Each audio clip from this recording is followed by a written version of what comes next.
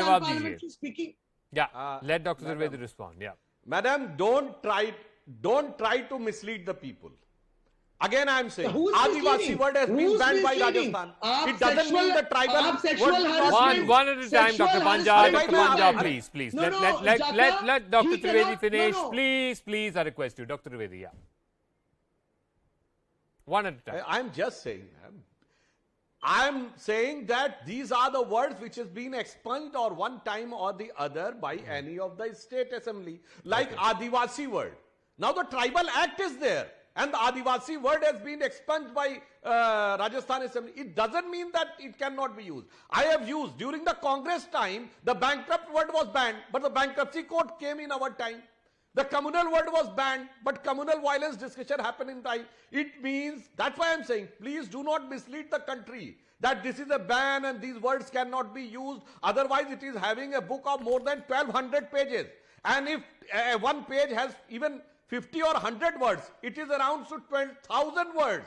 Then 12,000 words are not used. It is just a reference and compilation of data and it comes in the reference. For example, I would like to say, a Samvedansheel word. No, he cannot go on and on. Sensitivity has also been banned. But it comes in context. Like if you say the government is insensitive, it will not be expunged. But if you say that the chair is insensitive, it may be expunged.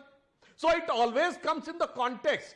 So that's why the reference point is there, and from all 29 assemblies as well as 2 houses as well as the Commonwealth countries, just a compilation of data. So no ban, Amitabh Dubey, no gag order. Amitabh Dubey, the Mr. fact Jacobs, is that this has come from state assemblies, this has come from different quarters. It's not just, the Lok Sabha Secretariat or the Rajya Sabha Secretariat coming up with these words.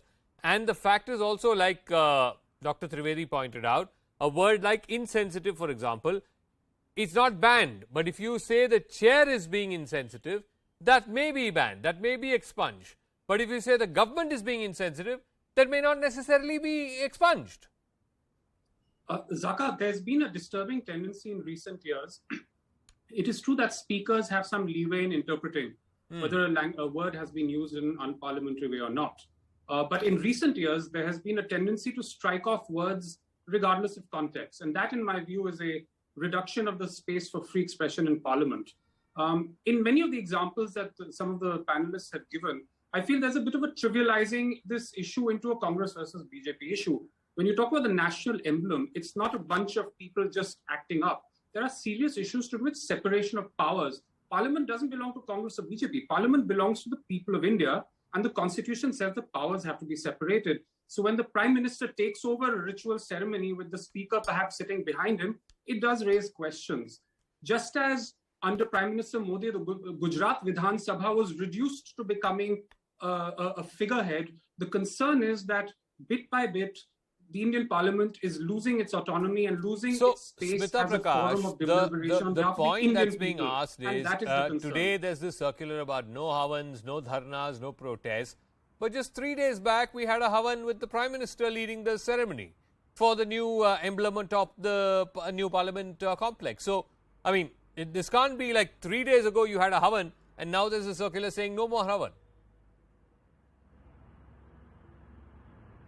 Yeah, it does seem a little odd. On the words which the TMC spokesperson was talking about, I think this banning, expunging, some politicians are either unaware or deliberately quibbling. The Speaker has clarified that expunging will happen only when used in conjunction with other expressions that may be objectionable, and that's the discretion of the Speaker.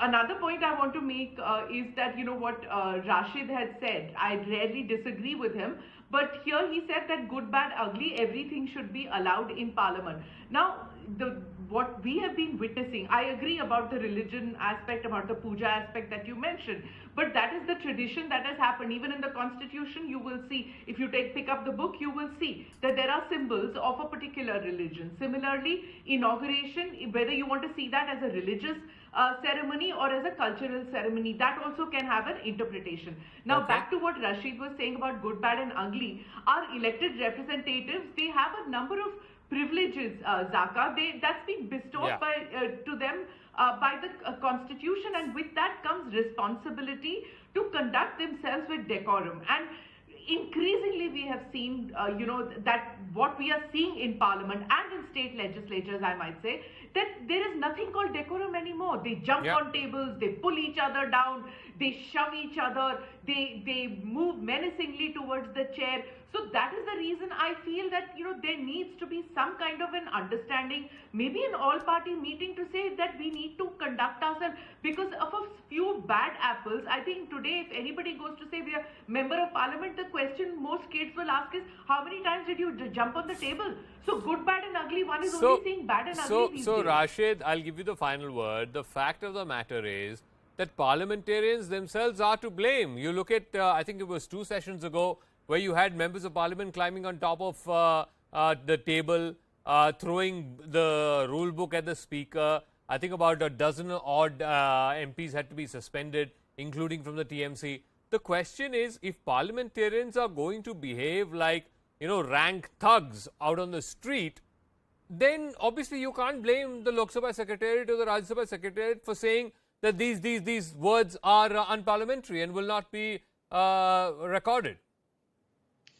Zaka, if you look at globally, whether it's Indian Parliament, Tamil Nadu Assembly, Parliament in Korea, in Italy, many places in Japan, we get this kind of, glimpses of unruly behavior. We may object to it, but it's been part and parcel. The problem is that some of us start thinking that, there was no past of before 2014, 15 Lok Sabha were constituted. There were 15 days standoff when Sukram, the telecom scam had happened. The BJP did protest and protest in a way protest should, take place. So, and a lot of times these things were there, but today the position is made to look as if, whatever they do is unreasonable, undemocratic, and perhaps sometimes even anti-national.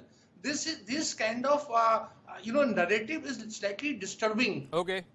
That's the thing. Okay, we'll leave it at that. Rashid Kidwai, Smita Prakash, Dr. Trivedi, Dr. Panja, and of course, Amitabh Dubey from the Congress. Thank you very much for joining us. We'll see how this plays out in the Parliament session that's going to begin from Monday. Meanwhile, the government